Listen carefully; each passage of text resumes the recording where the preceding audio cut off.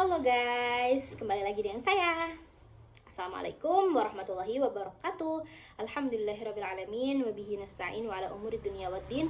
Wassalatu wassalamu ala asrafil anbiya'i wal mursalin Sayyidina Muhammad wa ala alihi wa sahbihi wa barik wa salim ajma'in amma ba'du. Yang terhormat Bapak Profesor Dr. Hari Supratno selaku Rektor Unhas. Yang terhormat Bapak Hanifuddin selaku dosen pengampu mata kuliah media pembelajaran, dan tak lupa teman-teman saya yang sedang berbahagia.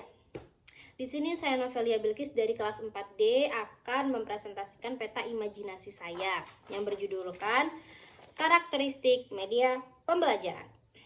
Di sini terbagi menjadi 1, 2, 3, 4, 5, 6, 7, 8, 9, 10. Ada 10 yang akan kita bahas hari ini. Oke teman-teman, kita akan menjelaskan satu persatu dari 10 ini ya.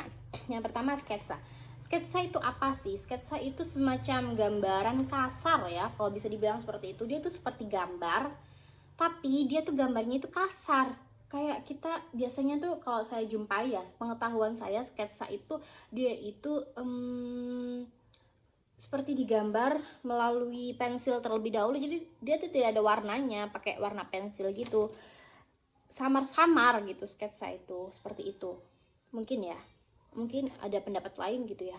Terus diagram. Nah, diagram, bagan dan juga grafik itu sebenarnya hampir sama ya, karena dia itu merupakan poin-poin yang nanti ditarik oleh garis-garis gitu. Diagram itu biasanya ada simbol, ada apalah, intinya tuh nanti dia seperti ini, nanti simbol, misal simbol awan, nanti ditarik garis break, nanti simbol apa, seperti itu, untuk menyimpulkan ya, bisa dibilang untuk menyimpulkan suatu pembelajaran gitu. Jadi kita lebih, oh ini poin-poinnya, seperti itu. Bagan juga hampir sama ya, ini tuh dia menarik seperti peta konsep. Nah, bisa dibilang itu seperti peta konsep. Dia tuh nanti misalnya kotak-kotak gitu, media pembelajaran, nanti tarik lagi garis, pengertian media pembelajaran, seperti itu. Bagan itu ya, seperti peta konsep gitu, nanti seret kotak gitu. Terus media audiovisual. Audiovisual itu semacam gambar yang ada bunyinya. Kalau visual doang kan gambar doang, kalau ada audionya berarti gambar yang berbunyi, seperti video kisah-kisah nabi atau apa, misalnya kita menjelaskan tentang kimia atau apa gitu ya. Itu kan di YouTube tuh banyak banget guys video-video seperti itu.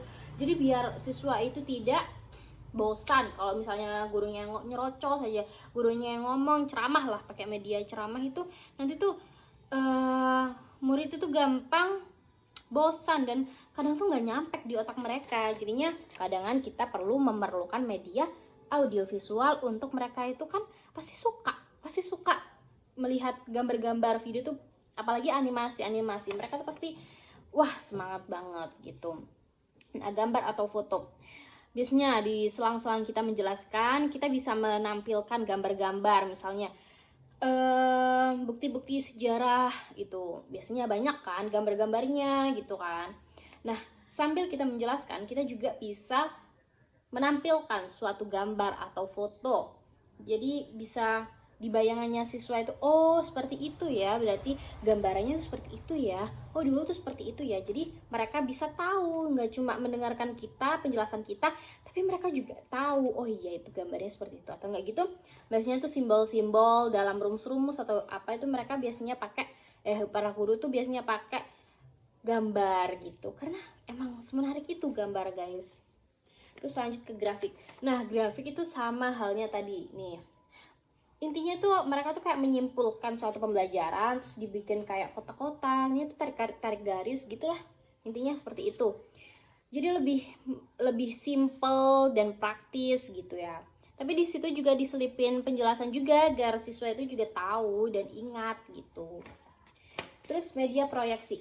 Media proyeksi itu seperti apa sih? Media proyeksi itu ya seperti yang kemarin-kemarin saya sudah jelaskan ya, seperti kayak OHP, tidak tembus pandang, terus proyeksi tidak tembus pandang, seperti itu, atau field trips. Nah, seperti itu, karena biasanya tuh kita butuh proyeksi untuk kita menampilkan media audiovisual atau gambar-gambar yang akan kita tampilkan. Kalau misalnya kita kasih laptop kita, kan semua siswa itu tidak bisa melihat ya, pasti akan mengantri satu persatu. Tapi kalau kita menggunakan media proyeksi, itu tampilan tuh akan menjadi besar gitu, layar besar nanti. Jadi semua siswa itu bisa melihat, wow, seperti itu. Maksudnya tuh ada layarnya, atau gitu kita tempel di dinding, biasanya tuh udah kelihatan. Cuma proyeksi itu biasanya harus di tempat yang gelap, agar warnanya itu tampak dan gambarnya itu terlihat jelas seperti itu. Lanjut ke display board. Seperti waktu itu saya juga sudah menjelaskan display board itu seperti apa, seperti mading ya. Dia itu menempelkan suatu informasi-informasi, tapi kita membuatnya itu seperti kreativitas agar kita tidak bosan membacanya dan tertarik dalam membacanya. Nah, siswa-siswa itu biasanya lebih memilih yang tertarik, menarik gitu di mata dia. Pasti dia nanti, wah menarik deh gitu, nanti dia baca. Itu caranya. Terus yang terakhir, yang ini poster dulu itu seperti ya seperti gambar ya, seperti gambar. Nanti kita print atau nggak gitu kita bikin suatu banner atau seperti apa kita kreativitaskan, nanti kita tempel-tempel di dinding-dinding kelas atau di luar kelas agar mereka bisa membaca, agar mereka tertarik membaca. Dan kita harus bikin poster itu semenarik mungkin agar siswa kita, agar peserta didik itu membacanya itu dengan wah, dengan rasa yang wah, menarik nih untuk dibaca, seperti itu. Nah, yang terakhir ialah benda asli atau benda tiruan. Jadi, itu tuh kayak semacam apa ya?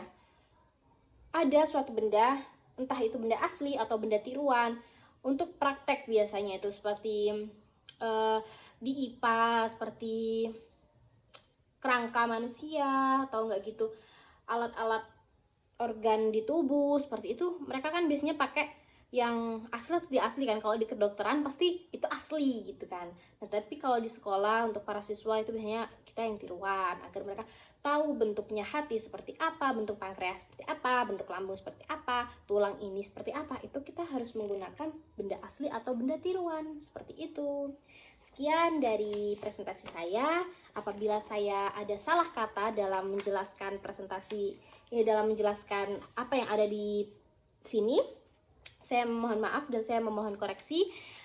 Dari saya, Novelia Bilqis. Wassalamualaikum warahmatullahi wabarakatuh. See you.